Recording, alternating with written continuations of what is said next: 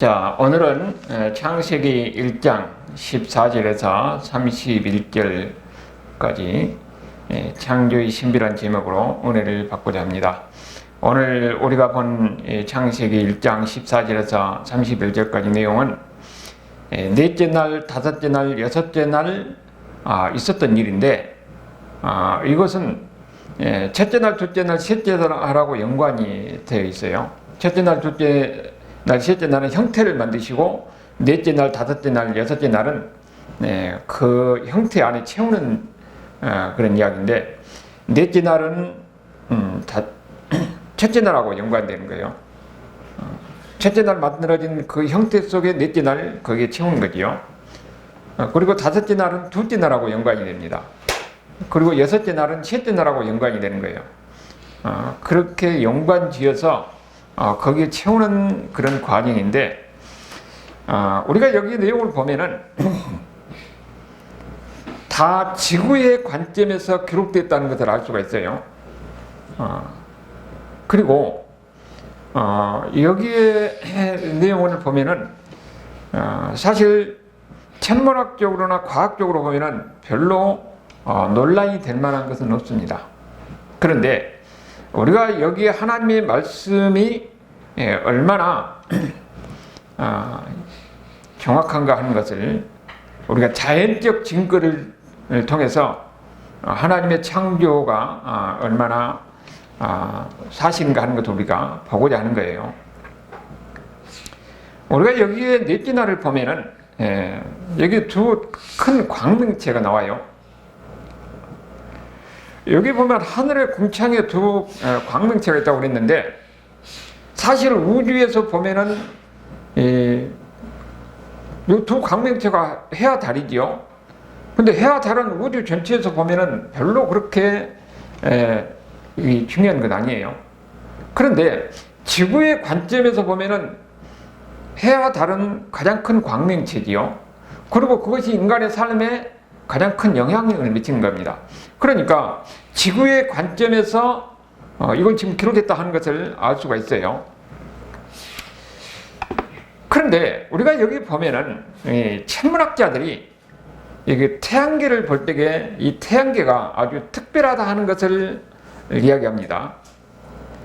이 태양계를 보면은 모든 별들이 한 원반 쪽에 있어요. 그 평면적인 그런 원반 쪽에서 이 원형을 돌고 있는 겁니다. 그러니까 이 평면적인 원반 속에서 원형을 돌고 있기 때문에 여기에 충돌할 일은 거의 없는 거예요. 그런데 이 다른 행성에 보면은 거기도 그 위성을 가지고 있는데 그들을 보면 타원형으로 쏘니까 언젠가는 충돌하게 되어 있는 거예요. 그런데 태양계만 거기에 한 평면 속에서 이 태양을 중심으로 해서 돌고 있는 그 행성들이 원형을 이루면서 절대 충돌하지 않게끔 그걸 만들어졌다는 겁니다. 천문학자도 그렇게 또 이야기를 해요. 그리고 또 지구를 보면은 지구가 축이 23.5도가 기울어져 있어요. 이것이 또 얼마나 신비로운 것이냐 하면은 지구가 23.5도가 기울어져 있기 때문에 우리가 사계절이 있는 거예요. 그리고 이 극지방하고 이 적도지방하고 날씨가 그 사람이 살 수 있게 된 거예요. 왜냐면 지구가 이 기울어지지 않고 수직으로 돼 있으면 어떻게 되느냐? 적도는 끓는 거예요. 살 수가 없어요. 극지방은 완전히 얼어가지고 거기서 살 수가 없습니다. 그런데 23.5도가 딱 기울어져 있기 때문에 여기에 적도지방도 살 수 있게 되고 그리고 극지방에도 살 수 있게 되는 거예요. 그리고 이 기울어져 있는 것을 통해서 사계절이 있는 겁니다. 근데 그것도 아주 신비로운 거죠. 하나님이 그렇게 만든 거예요. 그리고 이 지구와 달의 거리도 보면은 아주 기가 막히게 적절한 거리예요. 만약에 지구와 달이 조금만 더 가까워졌다 그러면 어떻게 되느냐? 바다에 있는 물이 완전히 지구를 덮어가지고 해일이 하루에도 몇 번씩 해일이 일어나는 겁니다. 그러니까 살 수가 없게 되는 거예요. 그런데 지구와 달의 적정한 거리 속에서 그 옆에 보면은 바다와 땅의 경계를 하나님이 정하셨다고 그러잖아요. 그러니까 밀물과 썰물이 적절한 거리를 유지하면서 육지와 바다가 구분되는 겁니다. 그러니까 이 달과 지구의 거리도 기가 막히게 거리가 적절한 거리가 되는 겁니다. 이것도 신비로운 거예요. 그리고 또 하나는 지구가 이게 도는 속도가 시속 1600km예요. 시속 1600km면은 마하 3.0인데 비행기가 마하 2.5예요. 그러니까 지구가 도는 속도가 비행기의 속도보다 더 빠르다는 겁니다. 근데 만약에 지구가 도는 속도가 이보다 적은 한 160km 정도 됐다 하면 그럼 어떻게 되느냐? 지구는 그야말로 아주 뜨거운 열기 속에서 사람이 살 수 없게 되고 금방 또 식어가지고 완전히 이 얼음덩어리 가지고 살 수 없게 되는 거예요. 그런데 이것이 1600km로 이렇게 도니까 더워졌다가 식혀지고 더워지면서 하면서 적절한 온도를 유지하면서 사람이 살 수 있게끔 만드는 겁니다. 그러니까 기가 막히게 하나님이 그렇게 만들어 놓은 거예요. 그리고 또 한 가지 보면은 대기권에 보면은 대기권의 두께가 만약에 3m만 더 두꺼워지면 어떻게 되느냐? 지구에 산소가 없게 되는 겁니다. 그리고 만약에 대기권이 좀 더 얇아지면은 하늘에서 별똥불이 떨어져 가지고 지구의 곳곳에서 불바다가 되는 거예요. 그런데 정확한 적절한 그 대기권 두께 속에서 하늘에서 별똥불이 떨어져도 그것이 대기권에서 다 타서 지구가 안전하게 되는 겁니다. 이렇게 지구가 완벽하게 만들어졌다는 거예요. 그러니까 지구의 이 모든 것을 보면은 아주 정교하게 만들어진 것이라는 것을 알 수가 있는 겁니다. 하나님은 그렇게 만드는 거예요. 그러니까 우주 전체를 보면은 모든 것이 다 지구 하나를 위해서 존재한다는 것을 알 수가 있는 겁니다. 여기에 모든 것이 다 하나님이 사람이 살 수 있도록 지구 환경을 만들고 지구가 모든 것이 지구를 위해서 만들어졌다. 이런 신비로운 것을 천문학적으로 과학적으로 그렇게 볼 수가 있다는 거죠. 그래서 케플러라는 천문학자가 말하기를 이 천문학을 보고 창조주 하나님을 믿지 않는다면 그것은 어리석은 것이다 그래요. 과학적으로 천문학적으로 이 모든 우주 세계를 바라볼수록 하나님의 창조의 놀라운 일을 크게 알 수가 있던 거예요. 창조주 하나님을 인정하지 않을 수 없다는 겁니다. 그리고 우리가 또 한 열역학의 제1법칙과 제2법칙이 있는데 이 지구에 있는 모든 생물이라든지 아니면 물질이라든지 모든 것이 다 또 아니면은 우주에 있는 거 모든 것이 다 이 열역학의 제1법칙, 제2법칙을 벗어날 수가 없어요. 열역학의 제1법칙은 에너지 보존의 법칙, 질량 불변의 법칙인데 질량에서 에너지가 나오면 총합은 언제나 같은 거예요. 그런데 진화론은 여기에 뭐가 다른 것이 들어가야 되는 거예요. 그러니까 이건 진화론과는 완전히 상충되는 거죠. 그리고 열역학의 제2법칙은 항상 모든 에너지는 더 낮아진 곳으로 가는 겁니다. 그러니까 건물이 저절로 세워진 것을 가는 게 아니라 건물이 오래되면은 항상 부서지는 곳으로 가는 거예요. 그런데 이 진화론은 뭐냐면은 오히려 그것이 건물이 세워진 쪽으로 간다는 겁니다. 단세포가 다세포가 되고 다세포가 나중에 더 고등세포가 되어서 인간이 된다는 거예요. 그러니까 이것이 완전히 열역학 제2법칙에 어긋나는 겁니다. 자연의 법칙에도 어긋나는 거예요. 근데 그것을 학교에서 가르치고 많은 사람들의 생각 속에서 진화론이 완전히 거의 일반적인 진리인 것 마냥 그렇게 사람들이 받아들고 있다는 것이 이것이 문제는 거예요. 완전히 성경의 가르침과도 다른 겁니다. 성경의 가르침이 얼마나 하나님의 말씀이 옳은 말씀이냐 하는 것은 우리가 성경의 몇 군데를 보면 알 수가 있어요. 우리 누가복음 17장 30절 31절에 보면은 예수님이 재림에 관한 이야기를 합니다. 예수님이 재림하실 때에 한쪽에서는 밤이고 한쪽에서는 낮이에요. 그러니까 예수님이 이 재림하실 때 동시에 낮과 밤이 있다는 겁니다. 아니 그러면 그 당시에는 지구가 평평하다고 생각했지 지구가 둥글다고 생각하지 않았어요. 그러니까 그들이 지구가 둥글다고 생각하지 않을 때 성경은 이미 예수님이 재림할 때는 낮과 밤이 동시에 존재한다는 것을 그렇게 이야기하고 있는 겁니다. 이거에 그러니까 성경의 말씀이 사람들의 생각을 뛰어넘어서 얼마나 진실인가 하는 것을 우리에게 가르쳐 주는 거죠. 그리고 또 하나는 시편 19편에 보면은 그는 태양이 운행한다고 나와요. 우리는 보면은 태양이 동쪽에서 떠서 서쪽으로 가니까 태양이 운행한다. 그런데 나중에 어떻게 됩니까? 과학적으로 보니까 태양이 운행하는 게 아니라 지구가 태양 주를 돌고 있는 거예요. 아니 그러면은 그럼 성경이 잘못됐느냐?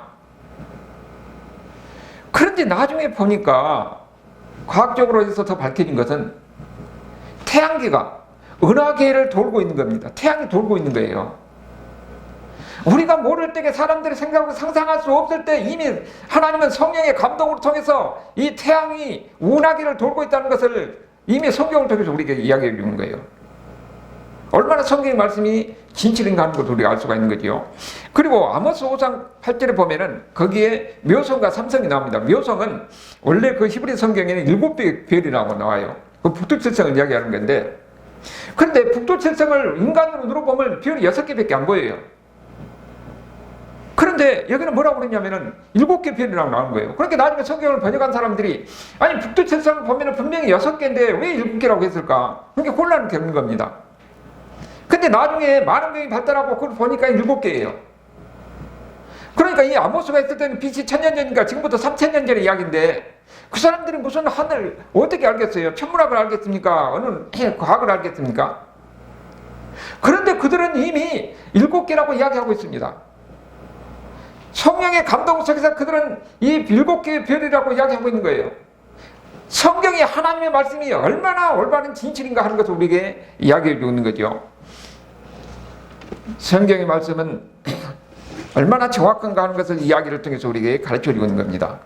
그렇기 때문에 하나님이 이 지구를 모든 환경이 지구를 중심으로 이런 만드는 게 얼마나 정확한 하나님 말씀인가, 이건 진실인가 진리인가 하는 것도 우리에게 가르쳐 주는 거죠.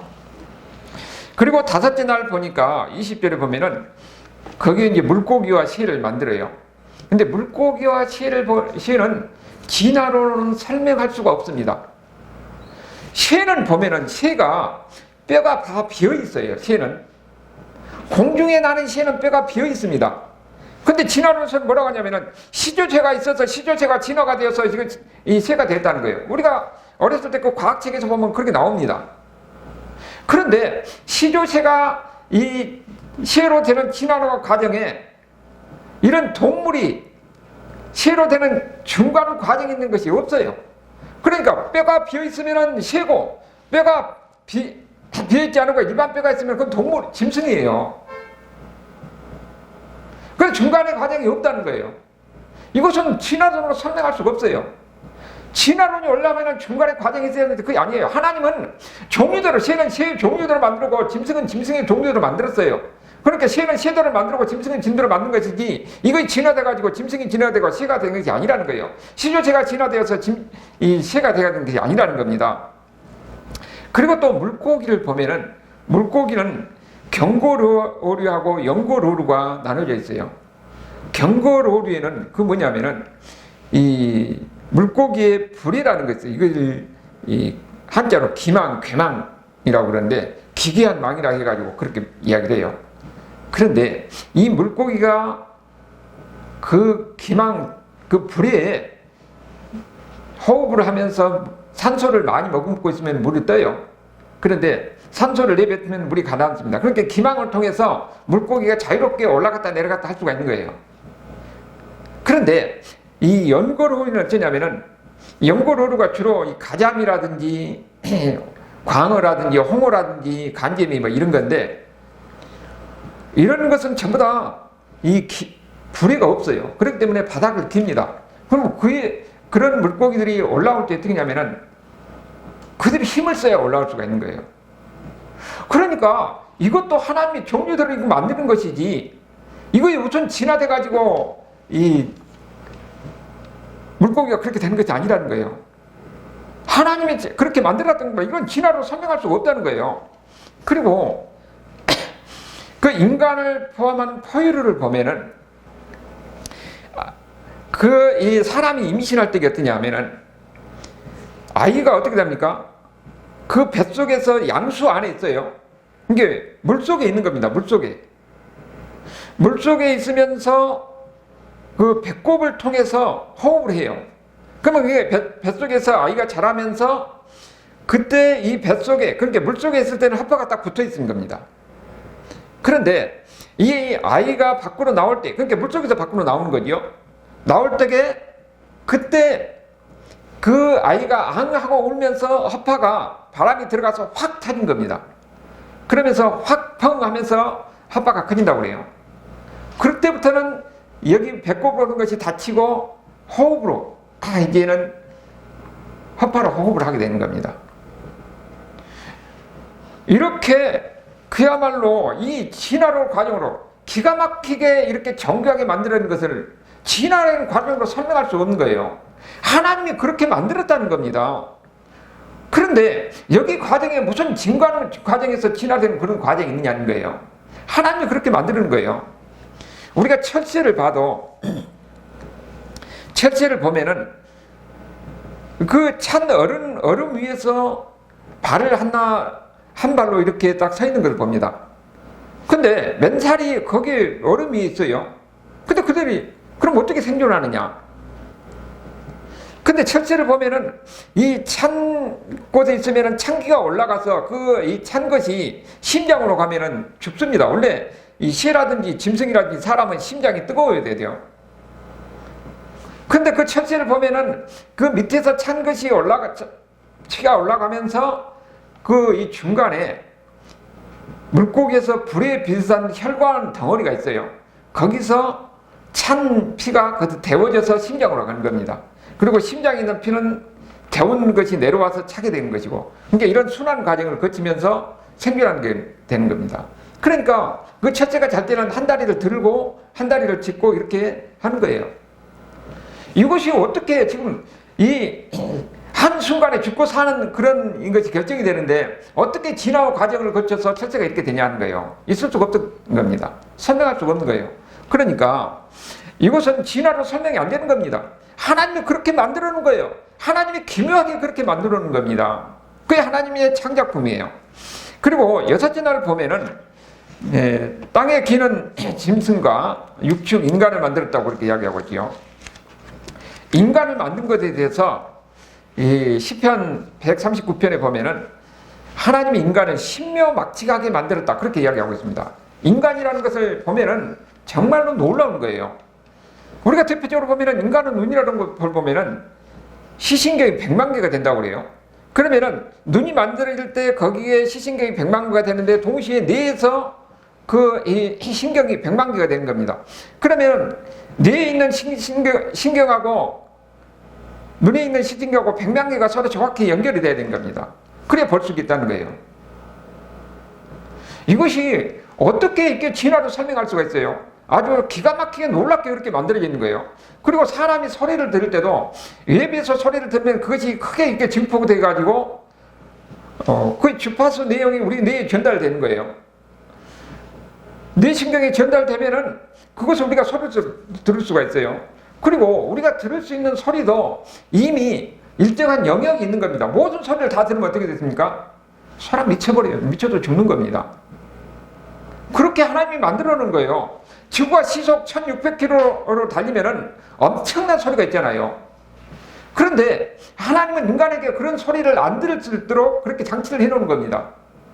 그렇게 엄청나게 큰 소리는 아예 안 들리는 거예요. 그렇게 적당한 그 범위 내에서 소리를 들리게끔 하나님이 그렇게 만들어 놓은 겁니다.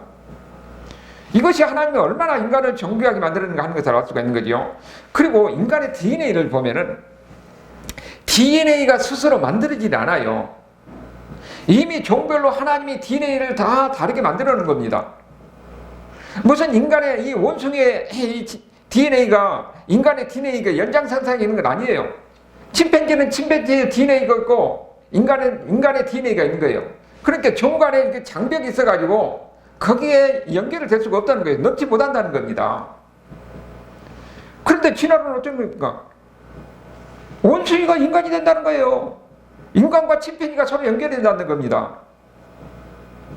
그것은 이미 이 하나님이 만들어 놓은 이 창조의 그 원리에도 어긋나는 것이고, 그 과학적으로도 그것이 이루어질 수 없다는 것을 이미 증명하고 있는 거예요.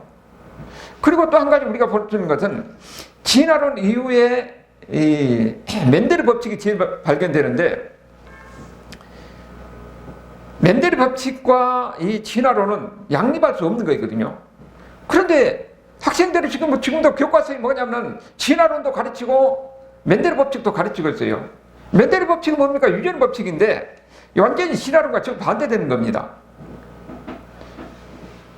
진화론은 유전자 코드를 바꿀 수 있다고 그래요. 그래서 새로운 것으로 오랜 세월이 지나면은 그것이 점점 진화가 가능하다는 겁니다. 그런데 유전자의 기본적인 것은 바꾸지 않아요. 멘델의 법칙은 보면 뭡니까? 강낭콩을 가지고 빨간 것하고 하얀 것하고 둘이 교배를 시키면은 분홍색이 나오잖아요. 근데 그 다음 때 가면은 다시 원래 가지고 있던 유전자 빨간색과 하얀색이 나오고 그 다음에 분홍색이 나오는 겁니다. 이것이 100대를 가도 변하지 않아요. 그런데 이런 멘델 법칙은 DNA의 경직성을 이야기하는 것인데, 진화론은 이것이 완전히 새롭게 변할 수 있다는 겁니다. 완전히 그러니까 서로 다른 것인데도 불구하고 그걸 가르치고 있는 겁니다. 그리고 이 DNA의 게놈 지도를 만든 이 학자가 원래는 무신론자였는데 이것을 연구하고 나서 그가 하나님을 믿는 사람이 되는 거예요. 그리고 또 한 가지 우리가 봐야 될 것이 피보나치의 수열이라는 것이 있어요. 피보나치의 수열은 뭐냐면은 앞에 두 숫자를 합하면 그 다음에 숫자가 나와요. 1, 2, 3, 그 다음에 5, 8, 5하고 8하고 합하면 13이죠. 그 다음에 13, 그 다음에 13하고 8하고 이렇게 합해서 그 다음에 숫자가 나오고, 이게 피보나치 수열인데, 이 피보나치 수열에서 황금 비율이라는 게 나옵니다. 그 황금 비율이 1대 1.6 정도 이렇게 되는데, 이 비율이 가장 안정감 있고 생명감 있고 그 다음에 적정선이다, 그렇게 이야기를 합니다. 그런데 이 황금 비율이 이 모든 우주 만물에 다 적용되고 있어요. 우리가 나무 잎을 보면은 다 이 피보나치 수열대로 되어 있어요. 이 해바라기씨도 보면은 나사형으로 되어 있고 잎도 보면은 다 나사형으로 되어 있습니다. 그러니까 여기서 이 햇빛이 비치면 다 받게 되어 있어요. 이거 참 뭐냐면은 피보나치 수열로 되어있는 겁니다. 우주의 은하계도 보면 다 피보나치 수열이에요. 지구의 태양계도 보면은 태양계에 있는 그 이 행성들도 그들의 공전 주기를 보니까 다 피보나치 수열대로 이렇게 되어 있는 거예요. 근데 유일하게 오직 지구만 예예요. 지구 외에는 모든 것이 다 피보나치 수열대로 완전한 황금 비율로 되어 있는 겁니다. 그럼 이것은 무엇을 이야기하냐면은 이 태양계도 뿐만 아니라 이 모든 것이 다 지구를 위해서 만들어지고 지구를 위해서 존재한다는 것을 알 수가 있는 거지요. 그렇게 하나님이 지구를 특별하게 만들었다 하는 것을 알 수가 있습니다. 그러니까 자연도 우주도 그리고 또 아주 미세한 그런 것까지도 전부 다 하나님이 이렇게 완벽하게 만들었다는 것을 우리가 알 수가 있는 겁니다. 그러니까 하나님이 다 만들 때 뭡니까? 목적이시 만들었어요. 그럼 목적이시 만들었으면은 모든 것이 다 보니까 이 목적이시 만든 존재가 바로 하나님인 거예요. 그러면 우리가 자연에 있는 모든 것을 보고 거기서 하나님의 창조주를 우리가 볼 수가 있어야 되는 거예요. 자연을 봐도 하나님을 볼 수가 있고 모든 것을 우주를 봐도 천문학을 봐도 다 하나님이 기가 막히게 정교하게 하나님 만들어졌다는 거예요. 그런데 제 많은 인간들이 하나님을 부인하고 자연을 파괴하고 그러고 있는 거예요. 우리는 다시 하나님 앞에 들어와서 우리가 어떤 학자가 말한 대로 성경을 통해서 하나님을 알 수 있지만 동시에 자연을 통해서 하나님을 알 수가 있는 겁니다. 자연의 모든 것을 하나하나 관찰할수록 거기에 창조의 손길이 있다는 것을 알고 있는 겁니다. 우리는 그 하나님을 인정하고 그 하나님을 앞에 나와서 겸손하고 감사하면서 찬송하면서 사는 이런 하나님의 사람들이 되어야 됩니다. 이것이 복 있는 사람이에요. 이런 은혜가 있는 저와 여러분의 삶이 될 수 있기를 주님으로 축원합니다. 아멘.